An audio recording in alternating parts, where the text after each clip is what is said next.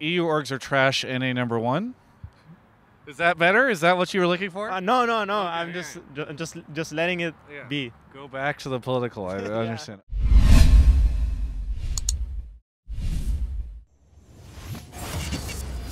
Well, they're 1-1 for weekend 4. I'm joined right now by Mithy with coverage presented by OmniSlash to talk a little bit about how things are going on TSM. So first off, for North American fans, this is a huge matchup. Obviously, the huge rivalry between CLG and TSM. Did you feel any additional pressure? Because obviously you're kind of new to all this. No, I didn't really feel like a rivalry pressure, but I was little bit afraid, or I had a lot of respect. I still have respect for Stixi and Bifrost because they're very aggressive and good in lane. So yeah, I just had to keep my cool. So I had to like be a bit more focused than I usually am. Yeah, actually, on the alt stream yesterday, they were talking about how they feel like you guys on TSM in the bot lane, as well as C9's bot lane, are some of the top two right now. But it's interesting to hear that you say you have a lot of respect for the CLG bot lane as well. Yeah, I think they play very well around their early game with their jungler and mid, and they usually pick strong lanes, so they are very abusive. So you have to not make a mistake or you just get rolled over. Yeah. And that's what my plan was. Well, while we're on the topic of your bot lane, as you came over here, everybody said best in the West, best of the West. And I think even Sven might have joked about it in the interview I did with you guys. So do you feel like you guys have cemented that your position is best in the West? Obviously looking good in Europe. Do you feel like you've done that in North America over the last 4 weeks? Honestly, I really don't care. Especially during the split. Usually I'm surprised I haven't inted more than I have. So I don't really mind. I think as long as we come in strong for playoffs, I usually just try to help the team as much as I can and not really focus on myself until 2 weeks before playoffs, where I just focus on myself individually, so I'm ready. And yeah, I mean, we will see how it goes. Right now, I think we're good. I think bot lane is very hard to make a difference right now in terms of pure laning, and yeah, pretty much that. I think what made us strong in the past is not that we just destroyed everyone in lane. I think we barely have any 2v2 kills, if not just for the enemy team just being too bad. Yeah. But it's mostly about us just consistently playing well and being reliable. I think that's what bot lane is all about right now. I mean, it's always been like that, so yeah. Yeah, that's what Team Liquid's AD carry on the alt stream was saying yesterday, was that you guys you don't make very many mistakes. He said it was hard for him to gauge the difference between Cloud9's, which one he would say is better between Cloud9's bot lane versus yours, because he said, while they might be a little bit flashier, do more impressive things at times, you guys just like don't make mistakes. Is that a significant goal that you guys try to go for, or is it just sort of the way it's gone?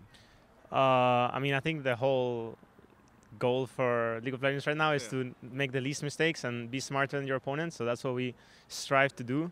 We don't really rely like specifically on our mechanical ability, but if someone contests it, then we'll fight back, you know? Yeah. So yeah, I guess that's how it is for us. I guess I'm trying to be flashy sometimes. Sometimes it doesn't work out. Sure. I mean, yeah.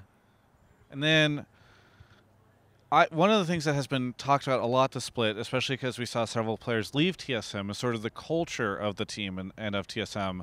I was talking to a friend before the interview, and she was mentioning to me, you know, it's probably a good question to ask you, the difference between G2 and sort of the culture that existed there as a team, and now TSM, now that you've joined. I don't think there's any difference in terms of culture. Everyone try hard for their lives and try to be the best they can possibly be at all times. So that hasn't changed in either team. I feel like a big difference between, not really a big difference, but a difference I can notice, which could have changed in G2 because G2 is a new org, right? So after 2 years, it might have changed. I don't know how G2 is right now. But I feel like if things are not going right in TSM is instantly there. Like Reggie is always here. Parth is looking over us. And then on top of that, we have the coaching staff. So they kind of give each other feedback and make sure that if we're fucking up, it's because we're bad. You know, it's not because they're doing anything wrong and we're not provided with anything we need to succeed. So they are like very on top. I think G2 was doing that, but they were not as on top as TSM is. So something doesn't work in 1 week, then next week has to get fixed, you know? So it's just, Is just that on more? top. Is that more pressure having everybody just sort of be like, "Hey, we need to fix this right now"? Uh, I think it's more of a relief because you don't really have to, like you can. It's I mean I'm not used to it at all Yeah. because I've been playing for a while and I've been into a lot of not very nice Yeah. situations in the past. So I've been the one that just gets on top of things and tries to fix them, but I just need to trust trust everyone else to fix things around me, which is surprisingly weird for me because it's never happened to me before. So yeah, that's super nice. So I know you've only experienced one team so far in North America, and I was just kind of thinking about this based off of what you just said. Everyone knows I make jokes about Europe. Setting aside those jokes, one thing I have heard is that people frequently say that they feel as though the North America organizations as a whole are a little bit more buttoned up and professional, and that they have it a little bit together, or a little bit more together. Do you think that's fair based off your experiences over here as an assessment, or is that too broad of a generalization? That's you sounded very politically correct there. Yes, because the problem is that this is a hot topic, right? I'm talking about EU versus NA. Right. So, but I have heard that the orgs over here seem to have it together, even if you guys get the results more often in Europe. So, yeah. I mean, if I'm gonna be politically correct too, then yeah, I can see a difference. Yes. See a difference. There we go. EU orgs are trash. NA number one. Is that better? Is that what you were looking for? No. Okay. I'm just letting it be. Go back to the political. I understand. Okay. Well, it's fair. I mean, I think, like, I bring it up not to trash on EU, but more because I think it's helpful to sort of identify where the strengths and weaknesses are. It seems like you guys have a stronger player base, but if our orgs are consistently able to sort of treat situations more professionally, that might be something for EU to learn from. Yeah, definitely. I mean, I think it has to do a lot with money too. Yeah. Most of the EU orgs try to compete with NA, so all their players don't leave, and they just spend the money on their players, and then they don't spend the money on the infrastructure, and that kind of hurts in the end, you know. But I guess you just have to do that, or everyone will just peace out. So it's a bit tough for Europe. I think that there's a certain orgs that do a good job and get better on a yearly basis, but certain orgs do the same. They just like start like from a very far back. So yeah, they're pretty shit at this. Yeah. So yeah, that's fair enough.